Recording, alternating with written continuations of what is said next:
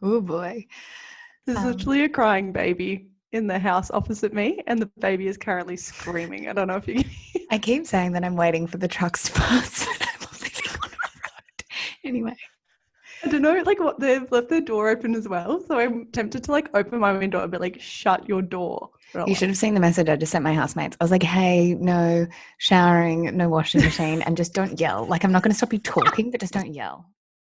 This episode of Shameless is brought to you by Fantastic Furniture, home to stylish and affordable furniture to suit every style and budget.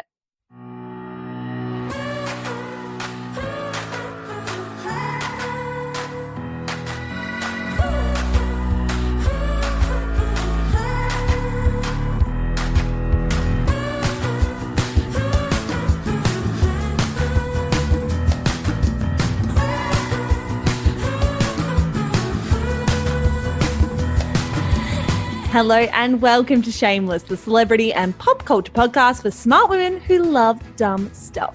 You're joined as always by Melbourne journalist Michelle Andrews, that would be me, and Zara McDonald, that would be you. It would. Coming up on today's show, how satirical news website The Batuta Advocate Trojan horsed us all.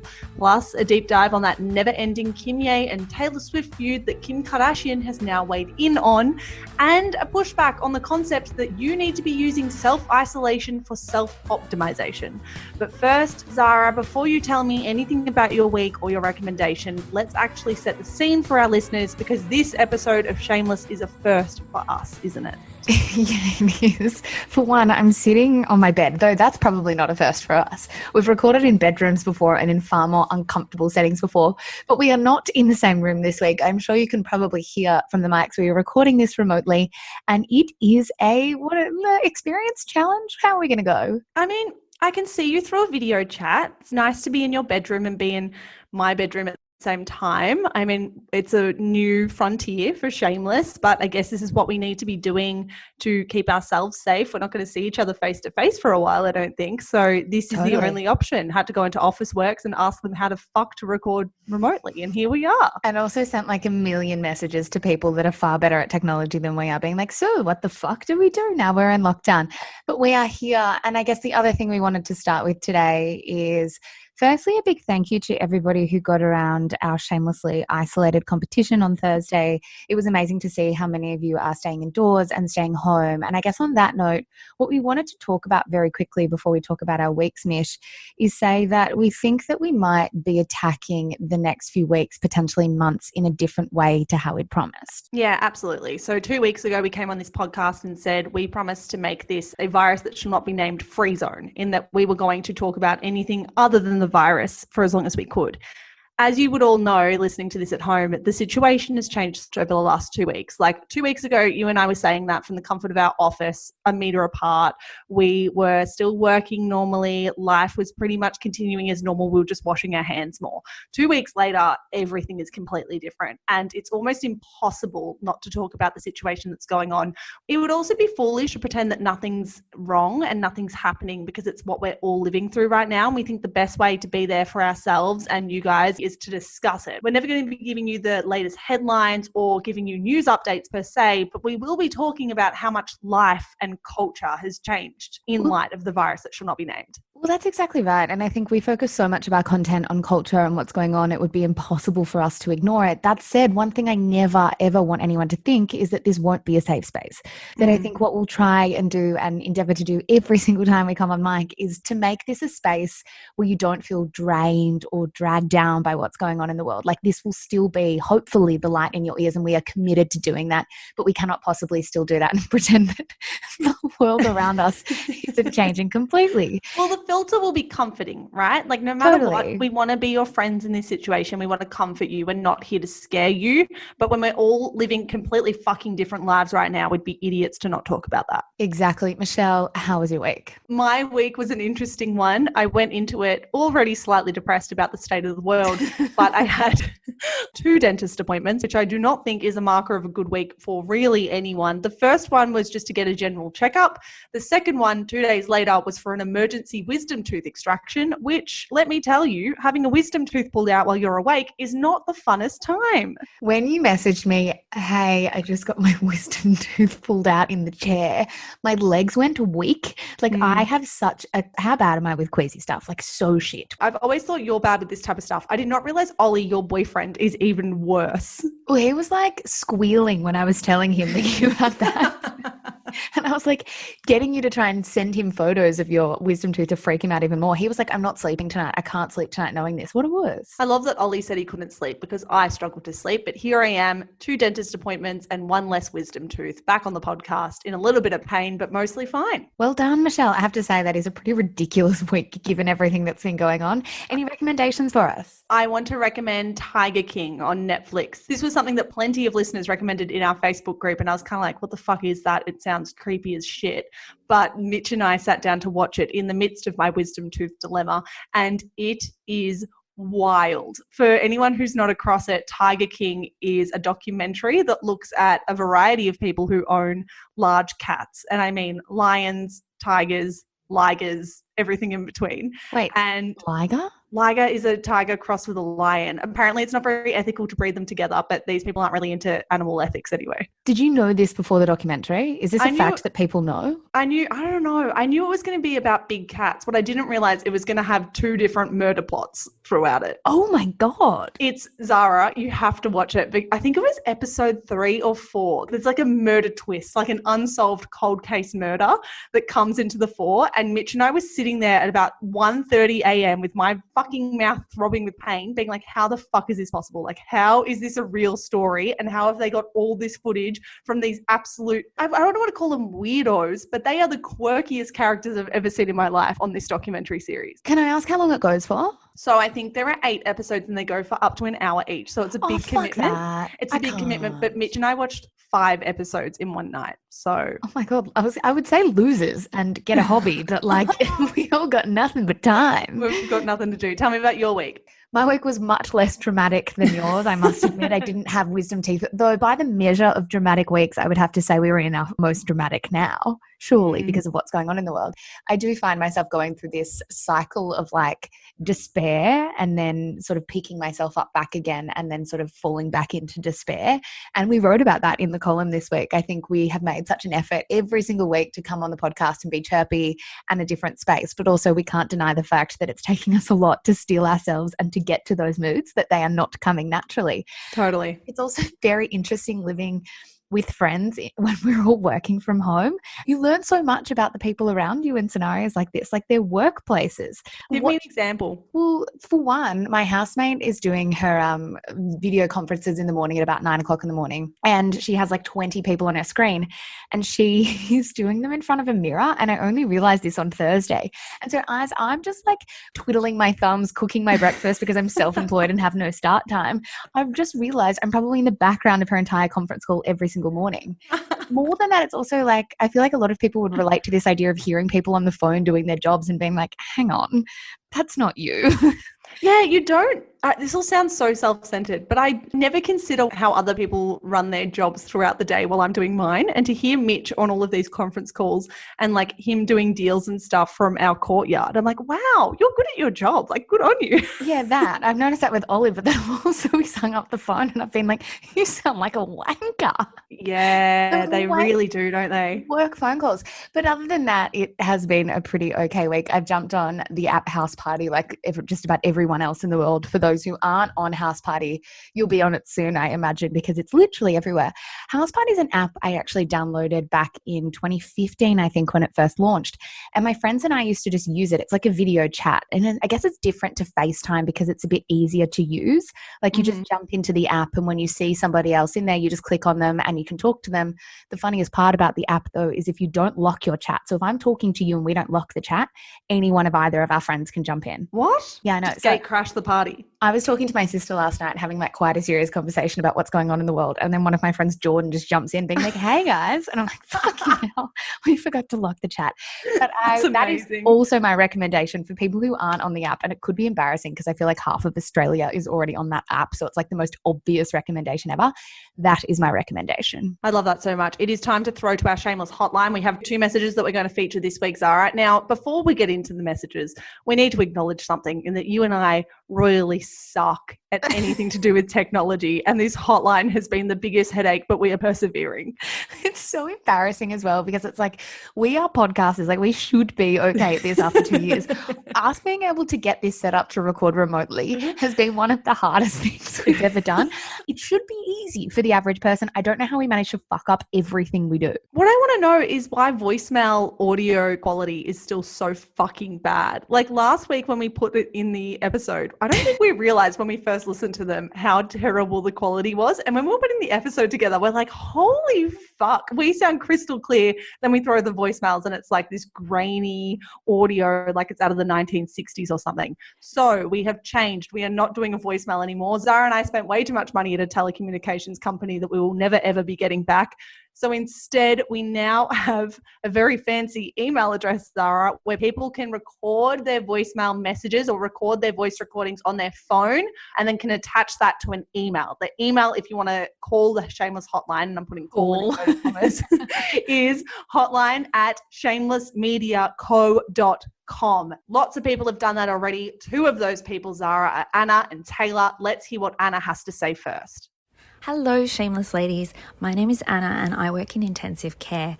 Everyone is giving great shout outs to us doctors and nurses at the moment, but I'd like to shout out to our PSAs. These guys and girls are bloody legends. They run everywhere for us. They get our bloods. They send our bloods. They clean all of our equipment and they even clean the rooms of isolated patients who have coronavirus or who have a suspected diagnosis of coronavirus. These guys are so unappreciated and unrecognized. So I'd just like to shout out to all the PSAs who are working in the hospitals at the moment. You make the lives of us doctors and nurses so much easier. We love you and we recognize you. Also, thank you to Shameless for brightening our day because you ladies are bloody legends as well. Thank you.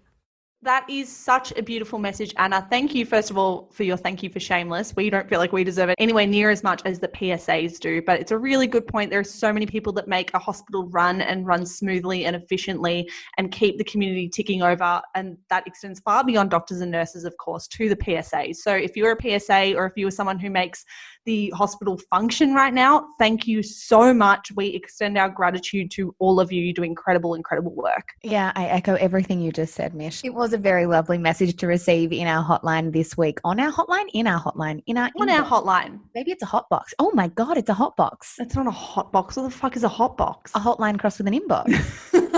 The Shameless hot box. I've already called the email hotline at Shameless Media Co. I'm not going to make another email. You realize we have to pay for these emails. I'm not going to make another one called Hotbox at Shameless. I know, but it's just a nickname. If you guys want to call the hotbox, call the hotline. Hey, our next message is from Taylor. Hi Shameless, this is Taylor from Brisbane. I am just hanging out today in my home office, my makeshift home office, getting some uni done. And I happen to live downstairs from my grandparents. I live in my grandparents' granny flat.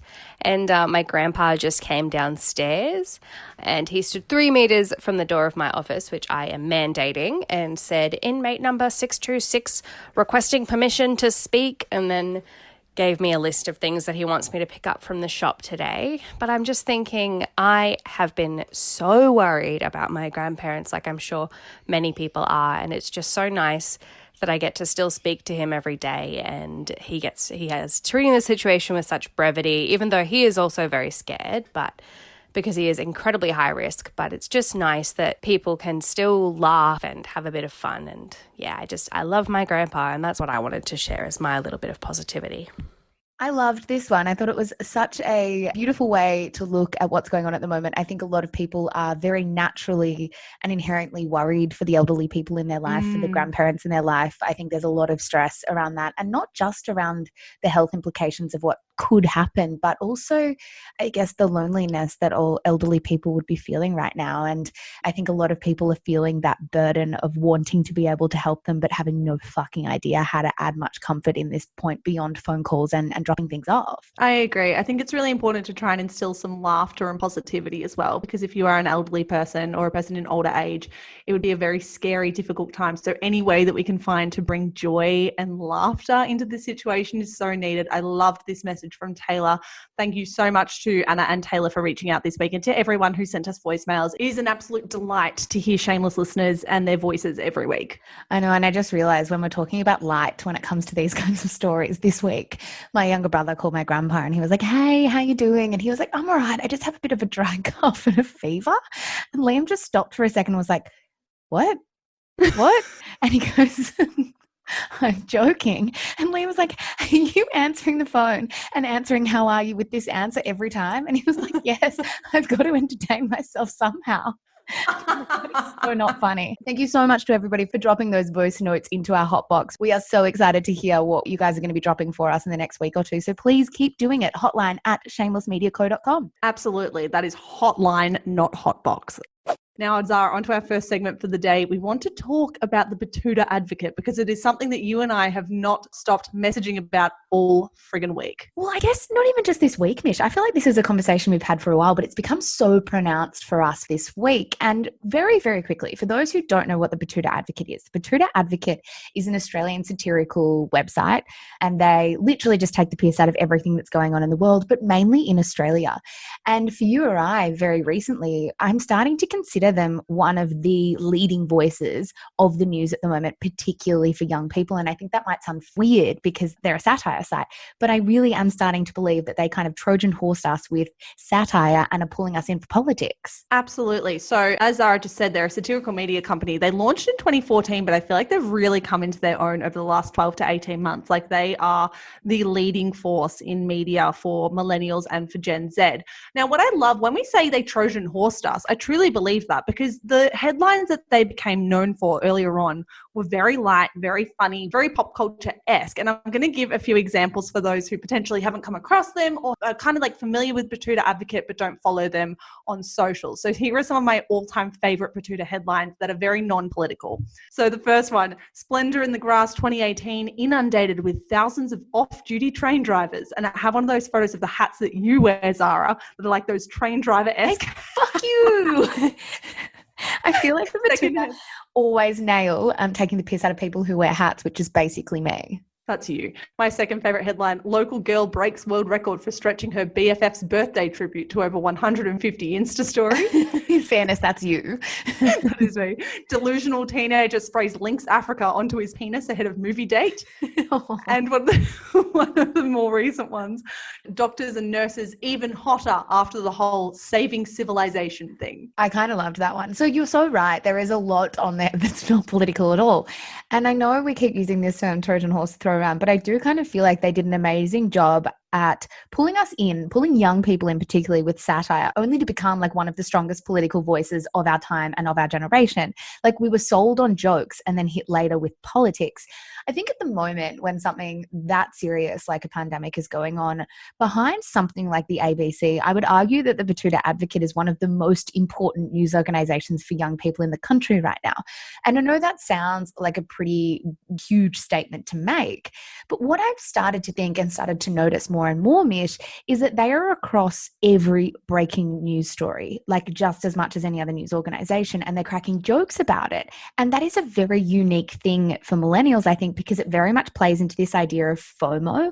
Because if you're a millennial who's reading a satire article and everyone else around you is getting around it being like, this is the funniest thing ever, and you have no fucking idea what's going on, you are going to Google that story to try and find out what's going on. So I think it gives millennials this FOMO element to the news where they are almost forced to be across it for fear of falling behind. I completely agree with that. What struck me about Batuta Advocate's role in this pandemic is how much they've probably influenced my own friendship circles.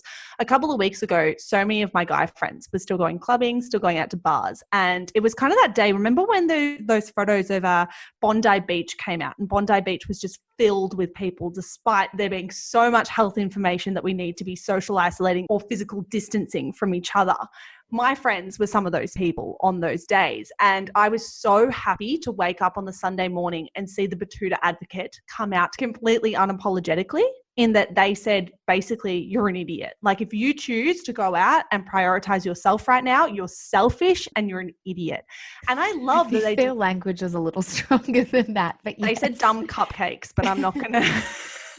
We don't use that language over at Shameless, but I love that they did that, because I know for a fact that some of my guy mates would not listen to 9 News, would not listen to the ABC, would not be listening to Coronacast with Dr. Norman Swan. What about Shameless? Would they be listening to that? I don't think they're listening to Shameless, unfortunately, no. But they are following Batuta. And when Batuta comes out and takes a completely political stance on it and is completely unapologetic in their stance, it affects people like my guy friends. And I'm so grateful to that, because I know for a fact they probably won't listen to anyone else. And I was so angry to see them go out. And I think the only reason they potentially changed is because cultural leaders like Batuta Advocate took a stand. Well, that's exactly right. And I think we're talking so much about influence at the moment and who are influencers, quote unquote. But in terms of influencers, like, I think they are the greatest influencer we have, especially in a time when things are hard and depressing. Satire is our greatest weapon. Like, it's a way for us to consume news and a message without feeling like someone is lecturing us. And I know, granted, I mean, we should probably be self-aware here in saying that maybe we are saying this because we assume we have similar political leanings to the Batuta Advocate, so it's a bit easier for us to celebrate the political messages that they're selling. That said, I do think that, as you say, in terms of cultural leaders, they have become a huge force and have a huge responsibility. And I guess even better than that, it's clear that they understand that responsibility that comes with their influence. Totally. I want to give some examples of these more political headlines. I went through their feed and gathered a few. Of course, there are some about the current climate. So one that I saw recently was the headline, "World Hopes Boomers Remember Sacrifices Made to Ensure Survival When We Talk About Climate Change Again." I thought that one's really, really good. It got over 30,000 likes, because clearly so many young people care about climate change and they want similar action to be taken on the environment. That's hugely important, potentially equally important to the virus that is currently ravaging us all. There was another one, Prime Minister's speechwriter doesn't even know why the fuck he bothers anymore, which I love that one. But there are other ones too. Like, remember when the St. Kevin's sexual abuse scandal came out, Batuta Advocate published $30,000 per year private school fees, still not able to guarantee pedo-free education. I think it takes me back to my first point, in that if anyone wasn't across those stories, those pretty huge news stories, you're going to bank on the fact that after seeing a headline taking the piss out of the story, they're going to be across them now. Thank you. Next, bitch. And now it is time for the quick and dirty. As always, we bring you the top 5 stories from the rough and tumble of the celebrity and pop culture news cycle. Michelle Elizabeth, fine-footed, arched, what? I don't know, Andrews. Rose gold. Rose gold. Something else. Andrews, what have you got for me? Thanks, Conrad Sewell. My first story. I'm looking at myself in this little video thing and I'm like, fuck, there are so many Conrad Sewell vibes right now, because I'm wearing like this black denim shirt and the buttons are down a bit. You know what? Fuck it. We'll upload this part to our Instagram feed because we can record the video. Half my face is cut off. Sorry, I will get on to my first story, but you genuinely look like Conrad Sewell in a great way. He's beautiful. You're beautiful. It's all good. I'm sorry to Conrad, but Harry Styles is way better looking and I wanted that dop. I didn't want Conrad. You can't say that about Conrad Sewell. Well, I can if you are Conrad Sewell. That's exactly why I can say it. Go, story. My first story, Ellen DeGeneres outed on Twitter as meanest person alive by former staff. That is from who? I fucking hated this story. I hated it too. Do you want to give a bit of background as to what happened? I absolutely can. So what actually happened was, it started on Twitter, right? The comedian Kevin T. Porter tweeted out, "Right now, we all need a little kindness, you know, like Ellen DeGeneres always talks about. She's also notoriously one of the meanest people alive. Respond to this with the most insane stories you've heard about Ellen being mean, and I'll match everyone with $2 to the LA Food Bank." Fucking strange. Like, strange methodology to try and do good by doing bad. Well, he wasn't doing good. Like, I flatly reject that the nastiness and toxicity of this thread was worth a $600 donation to a food bank. I appreciate that he donated any money to charity. He didn't need to do that. But what he certainly didn't need to do is come for a woman on social media at a time when we are all struggling already. To be blunt about it, he asked for people's examples, by the way. So he went on Twitter and said, "Give me your examples of when Ellen has been an evil or mean person. And a bunch of people shared stories that were second, third, fourth, 1067th hand, where people were like, oh, my hairdresser said this story about her dog walker's boss, where there was absolutely no fact checking around whether a story was true or false. People were encouraged to just spit lies and spit rumors about Ellen DeGeneres. And to be blunt about it, I don't give a fuck if she's a mean person. I don't care. Why is it relevant? Like, okay, yeah, people in the showbiz industry can be a little different off camera to what they are on camera. This is no new information. I would say that the work that Ellen has done en masse completely outweighs any interpersonal interactions that might be a little bit frosty. Well, exactly right. Like, I think you've nailed it when you said, I don't give a fuck if she's nasty. Like, I don't really. And I know that sounds like a strange thing to say, but if she's not outwardly hurting people, like if she's just a very blunt person to be around and kind of a shit boss that doesn't go beyond anything else, that doesn't make her entire workplace toxic, and it may, but that's a completely different discussion. If we're just going on stories of her being mean and blunt and extra and cold, then I don't care. I think it's a terrible, terrible thing to do, to encourage these stories about somebody. Like, it's just such a tone-deaf time for it. Totally. Like, it's a really tone-deaf time for it. And I was really disappointed to see how quickly people jumped on the bandwagon to try and quote-unquote cancel her. And also, sorry to parrot what my mum said to me as a kid, but two wrongs don't make a right. How on earth are you a nicer person by encouraging people to come for someone on social media? I think it is egregious behaviour, and I think there is absolutely no excuse for it. My second quick and dirty story, Zara. Meghan Markle lands post-Megxit job narrating Disney elephant movie. That is from news.com.au. I have no idea what this headline is about. Please explain. You really don't? You didn't see this around? I saw it around, but I don't really care. Like, I'm happy for it, really happy for it. It's just not, it's like a headline that I'll read and be like, cool, got all the info I need. But so then tell me what you think the story is about if you got all the info from the headline. Well, she's landed a job with Disney to narrate an elephant movie. Post-Megxit. Yeah, pretty much. What's the movie? It's an elephant movie. Okay, no, the interesting tidbit, right, about this story is, do you remember when they went to the Lion King premiere? And when I say they, I mean Meghan and Harry. Can't say I remember that. Is that like an important piece of information? Yes, everyone remembers this because they went to the Lion King premiere, they met Beyonce, and then the Disney person was there. Everyone knows this, and people heard them or read them. You think everyone knows that Meghan and Harry went to a Lion King premiere with Beyonce and a Disney exec? Yes. Everyone. Yes, because you haven't let me finish. Because then they met Mr. Disney, and it wasn't actually Mr. Disney, but it was somebody high up in Disney, and they were overheard pitching Meghan for work. They were like, Meghan narrates stuff. Do you know that? Except it was Harry, so it was Meghan narrates stuff. Do you know that? And then that was a great accent. You think? I think it wasn't so good. That was great. And now she got a narrator job. The film comes out 3 days after they officially step down. So I wonder if they've had to push out this release because they've got to wait for them to officially step down, or if that was already the intended release date. Gotcha. Breaking the fourth wall here, if we're going to be totally honest, because Michelle and I do fucking suck at technology. My computer is at that point right now where it's completely overheating, and I'm pretty sure the audio is picking it up. So if you hear an overheating computer, please understand that I'm just working from home and I'm just a gal sitting in a bedroom trying her fucking best. If you also hear a man murmuring in the background, my boyfriend Mich is currently on a work call, so there's that as well. Give me a next story.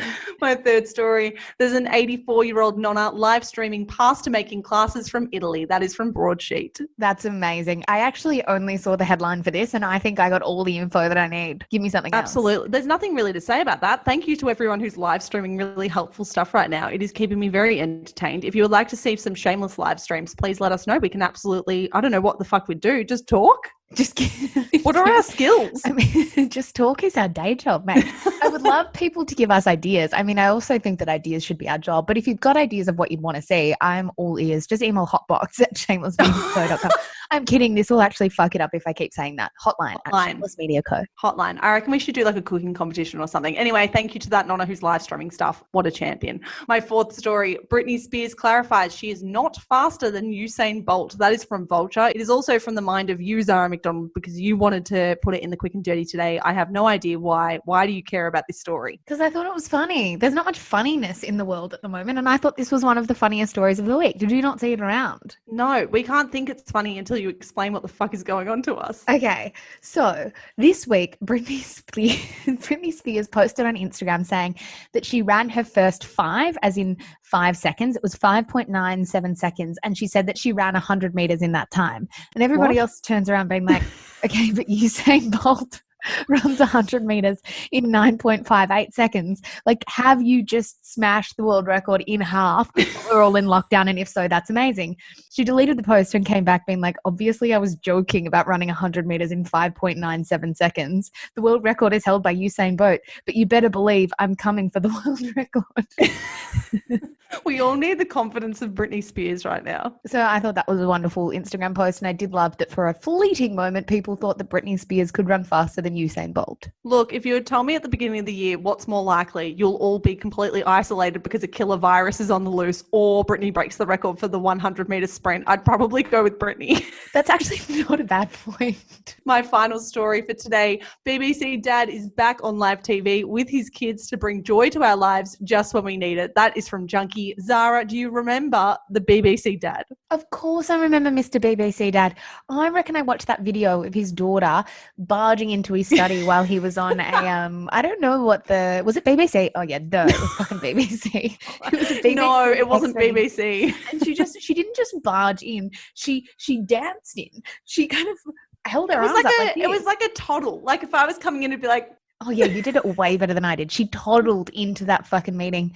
What did they do when they went back on TV? I think that it was just like kind of like a reenactment. It was just him back with his kids and his wife on camera, because my favorite thing about the original video was the wife barging through the door. Like clearly knew her husband was on this very important televised interview, barged through the door and like clawed her daughter back. That was my favorite part. And then the door was open. You could see her like wrangling the kids.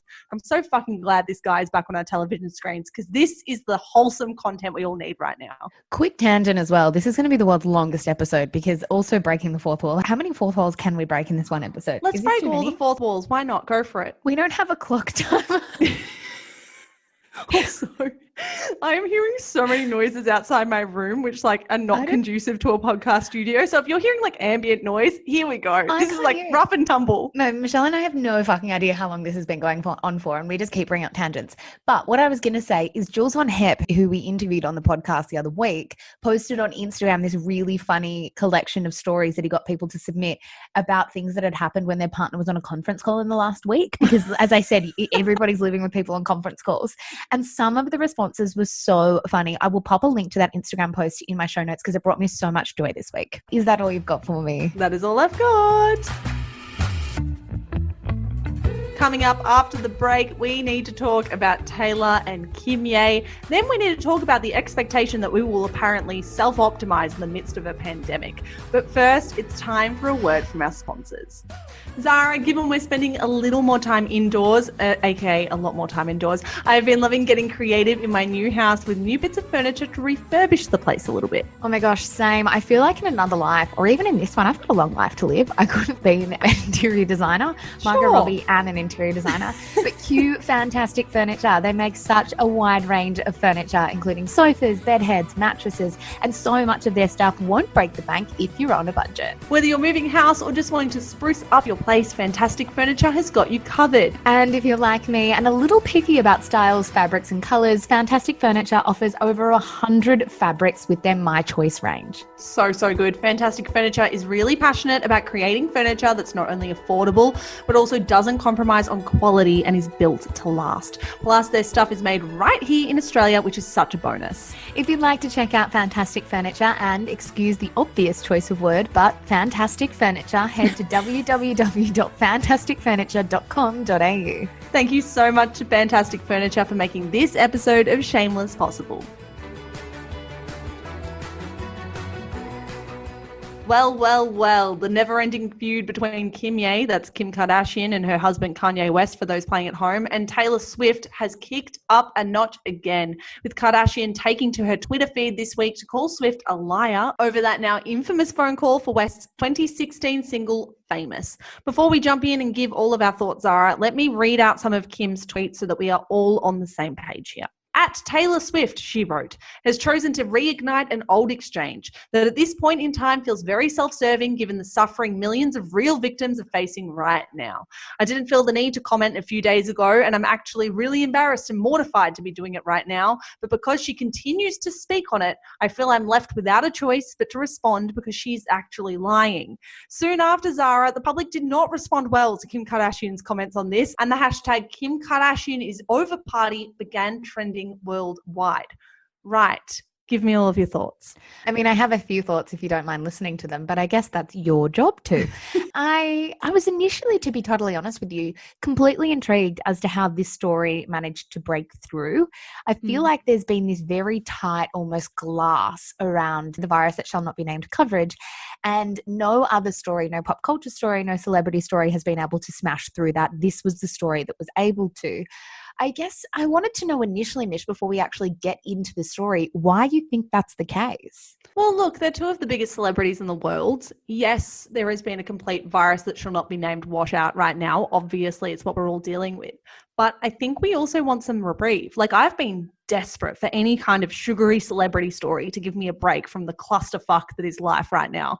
And if Kim Kardashian and Taylor Swift, as two of the most followed women on the planet, are going to go head to head in a feud again, then I'm 100% on board. Like, I was very much following this when hashtag Kanye West is over party and hashtag Kim Kardashian is over party were trending. Like, I was on board from the beginning. And obviously last week we covered this, but I think the fact that it then kicked up again and Kim Kardashian chose to go on a Twitter tirade makes it one of the most interesting celebrity stories of the week, because Kim Kardashian seems to be very manipulative to me right now. I know that sounds harsh, but as far as this story and this narrative goes, she has been manipulative almost every step of the way. And for her to say that she was basically forced to talk about this now and forced to go on this Twitter tirade about it because Taylor Swift, and I quote, continues to speak on it, seems completely exaggerated in that Taylor Swift does not continue to speak on anything. Her publicist released a statement and then Taylor Swift basically said, I'm not going to talk about it, swipe up for something that's more important. And that swipe up was to a list of charities to donate to for vulnerable people who are really going to struggle with the effects of the virus that shall not be named. And I do want to know, do you think that's really unfair to have a post like that that is genuinely wanting to do good be twisted and reframed as something that was stirring up drama? Because what I interpreted that post as doing is taking a really shitty situation and a really shitty example of celebrity feuding and turning it into something that's for the greater good. I mean, it's interesting that you asked that because it's not actually something I've thought of through this entire story. Like, it's not something that I've thought of when I've consumed any amount of content on the story. If I had to give you an answer right now, my answer would probably be yes. I mean, she cut up this video and fed it to the world to tell a tale that she wanted to tell, which with hindsight doesn't seem like the most accurate tale at all. It is so curious to me that Kim Kardashian is coming off so terribly in this story, because it seems so rare that a Kardashian can come off very terribly in a story. I think there was a really interesting piece in The Guardian this week, Mich, by Joel Golby, which was hilarious. It was like the sugariest, funniest piece I've read in a long time. And he wrote, it's actually quite fascinating how badly Kardashian has played this one, because normally the dynasty is so good at upselling bad news in a way that just makes them richer and more adored. I agree with that. I think they've come off so poorly, every single Kardashian who's been involved in this. I think the way they have intentionally misinterpreted this argument has blown me away, in that the line of argument that Kim Kardashian and Kanye West have taken from day one when this all began in 2016 is that Taylor Swift lied about there being a phone call. And Taylor Swift never lied. She always said there had been a phone call. So the fact they're still wheeling out that argument that they've said that Taylor Swift lied about the phone call is just wrong. The initial statement that was released on the first day of this argument in 2016 was from Taylor Swift's publicist, which read, Kanye did not call for approval, but to ask Taylor to release his single Famous on her Twitter account. It's like the Kardashians either read that really quickly and read the line, Kanye did not call, or they're intentionally misinterpreting it, which is what I think, because that statement says he didn't call for approval. He called to ask her for a shout out on Twitter. They acknowledged that there was a phone call from day one.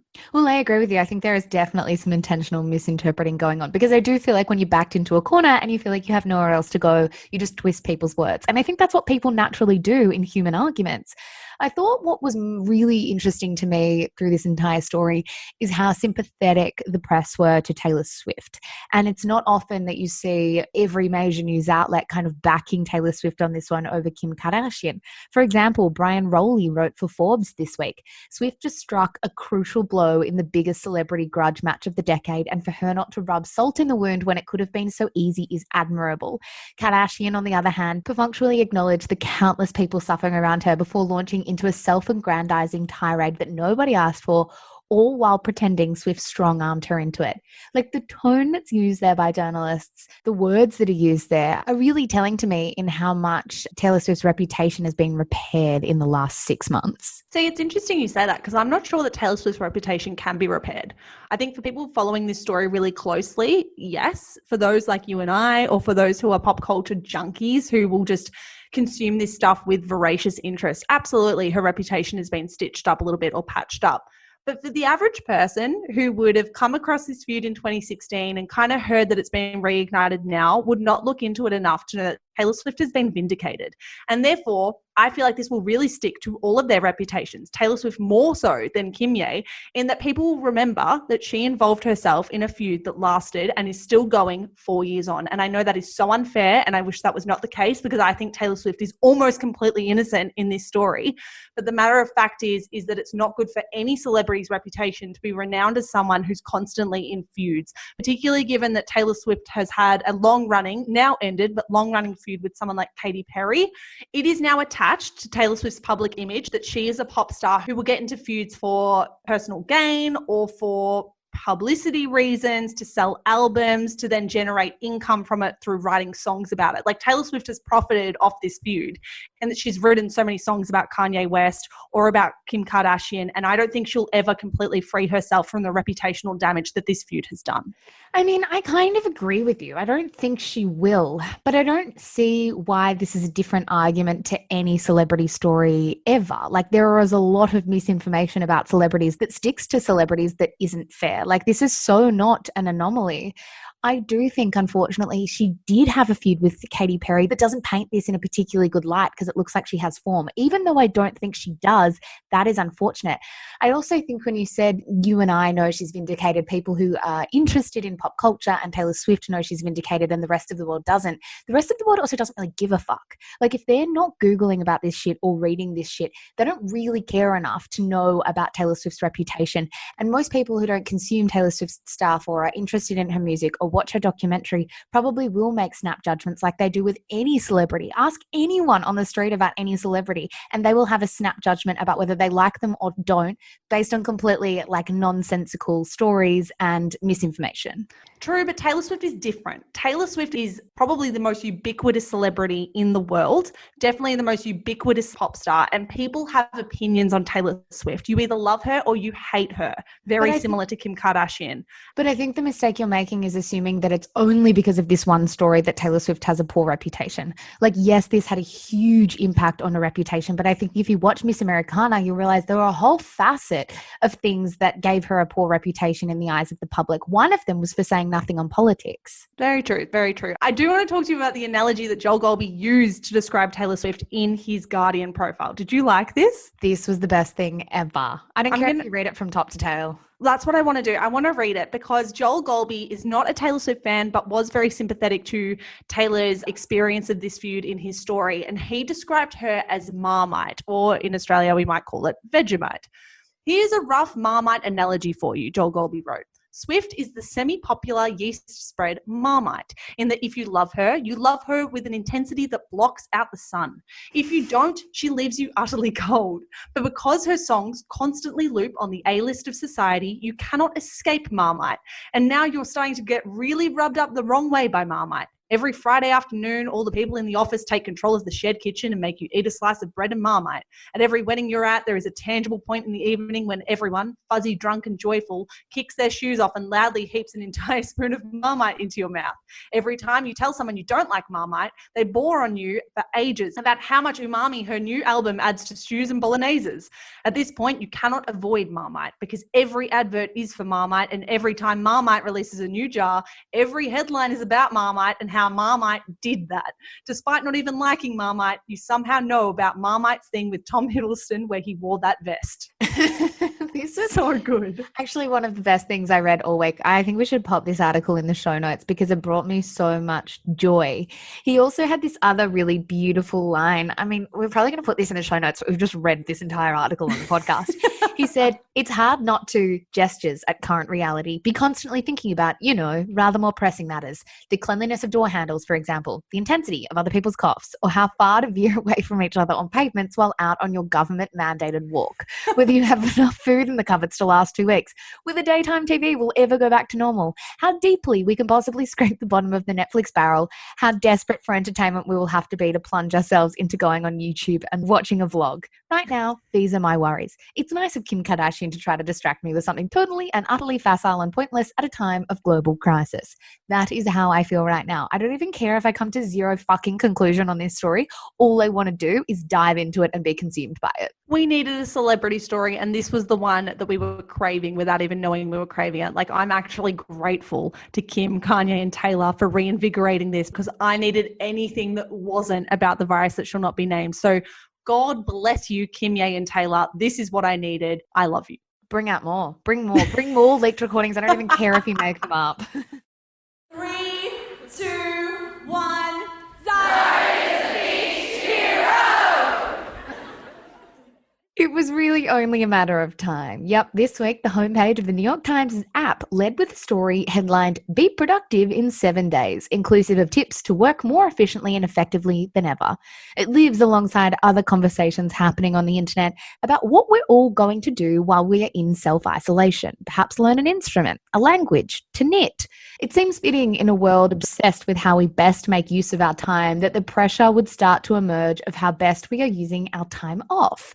But is this the most unhealthy message we can possibly send to people who are just trying to get through the day? Mich, tell me what you've seen around about this. I've seen this everywhere. I have seen it all over my Instagram feed. So many Instagram influencers sprouting the idea that now is the time to start a business or now is the time to start a side hustle, that we apparently have free time. I've also seen, like, on top of that New York Times article that you just spoke about then, Zara, Forbes have published a raft of articles this week about how to stay productive. And I get that Forbes is a business publication and it's their job to kind of keep people in that work frame of mindset. But some of the headlines have just really rubbed me the wrong way. How to stay productive under quarantine and 9 tips to be productive when working at home during COVID-19.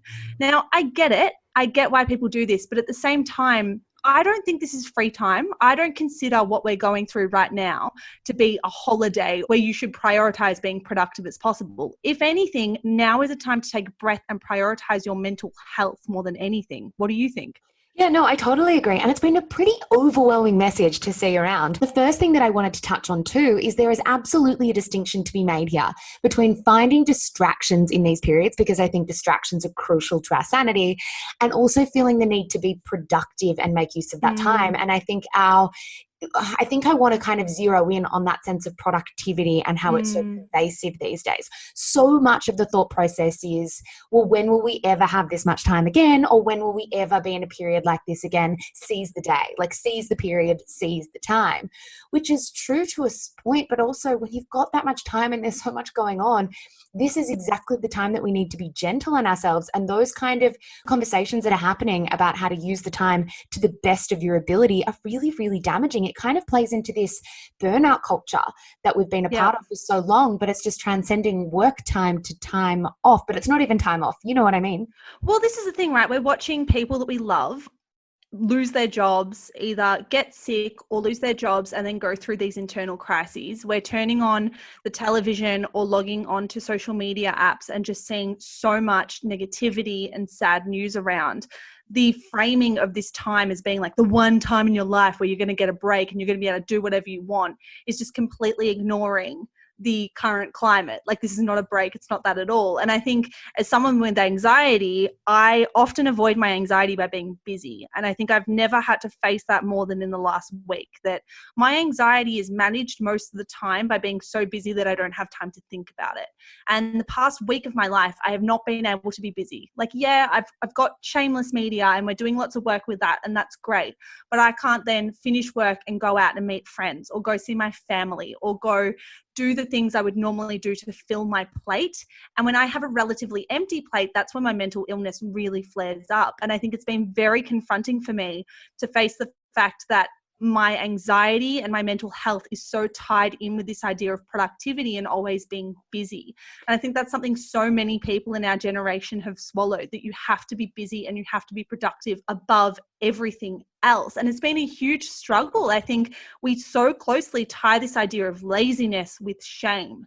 And I do feel shame. If I'm not actively doing things that better myself or I guess achieve self-optimization, I feel shame and I feel guilt about that. Have you felt guilty this week? Yeah, totally. And it's a complete rewiring, I think, of me considering how I use my time. I do feel like there's a lot of shame associated with both laziness and, you know, if you're not being productive. And I think that's incredibly overwhelming for a lot of people. That said, I still feel a little bit like a hypocrite because I am trying in the last week or so to say to myself, it's okay if you don't really do anything with your day. And when I say don't really do anything with your day, if all your days kind of blend into one because you're just showing up for work, going for a walk, eating dinner and going to bed. Like there's not much else going on beyond that. And yet when someone very close to me was stood down from work last week, I remember the first thing I said to them was, well, what are you going to do with this time? And I think it's like we try to treat it as a silver lining. And I guess that's where it's coming from. People are trying to say, it's not all negative. We've got all this time. This is the silver lining. But there is sort of a point where that conversation goes too far and puts pressure on people. Because I said to this person, what are you going to do? Are you going to study? Are you going to volunteer? Like, what are you going to do with this time? When in reality, I should have said, take this time to breathe. Yeah. Start painting and be really shit at it, or start baking and be really shit at that. I think it needs to be a reframing to focusing on hobbies. I think our generation has potentially lost the beauty of hobbies and just finding things that are joyful to you and not doing them to be great at it, doing it because you enjoy it. And I certainly know that. I can't really name a hobby that's a true hobby without me wanting to be successful at it. Like I want to, over the coming weeks, hopefully just like begin painting or begin baking. Like later today, I want to bake an entire batch of cookies. Even though I'm not particularly good at it, I just think that baking will be a good form of respite for my mind. But I don't want to sit down at my laptop and answer every single email and get all of this work done because I'm not actually in the mental space to do it right now. And I think in general, we need to be gentler on ourselves. We've already had to deal with normalcy and what our normal lives look like being flipped upside down. And that is enough in itself. If you need to take the next 6 weeks, 6 months to grapple with a new normal, that is so more than enough. And I think as well, Zara, it makes me think the question we ask at the end of every In Conversation episode of what is success to you? My definition of success has changed so much in the last few weeks that my definition of success right now is just finding joy in small pockets of the day. Success to me is not reaching a new set of downloads with Shameless or securing a new sponsor or doing anything to do with my career at all. Success to me right now is just managing my anxiety and managing my mental illness. It is actually a very interesting question because I feel that deeply right now. I've been thinking about that a lot in the last couple of days. What is success to me right now? And to me, success right now would be making peace with doing a 5 or 6 hour workday per day. And it sounds a bit of a strange thing to say, but what I've been trying to do with my mind is saying, okay, you don't have to work as much as you usually do. This is the time to take care of yourself because I'm not concentrating very well when I'm working. Like, I can't lie about that. I'm really struggling to get started with work in the mornings, and that's not a problem I've ever really had. But I think when you feel so overwhelmed by the news cycle, you almost feel paralyzed when it comes to concentrating and trying to do work.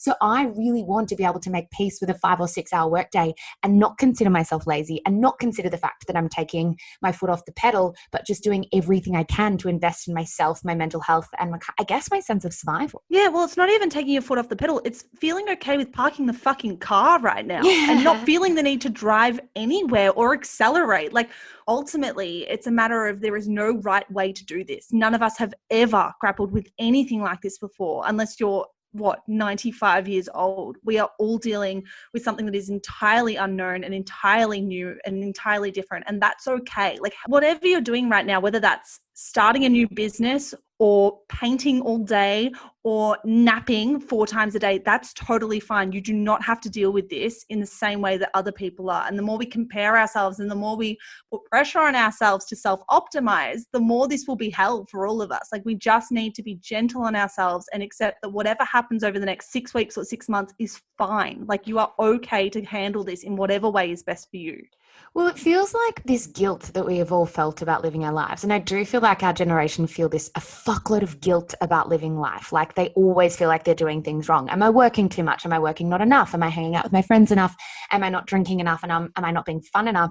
Has suddenly translated to this period too because of articles that say be more productive in 7 days or how to structure your day when you're working from home. And it's like, now is the time to do it however you need to do it. I think now is the time to structure your day in whichever way you need to in order to survive. And I think the more we can spread that message, the better our mental health will be for everybody. We will check back in down the track and see how we're actually going. Maybe that drive to do stuff and pursue things will come back to me. But for now, I am the definition of a couch potato. So am I, and I love it. Also, maybe in 6 months we'll be better at this remote recording thing. But hey, thank you for listening to our first ever remotely recorded episode of Shameless.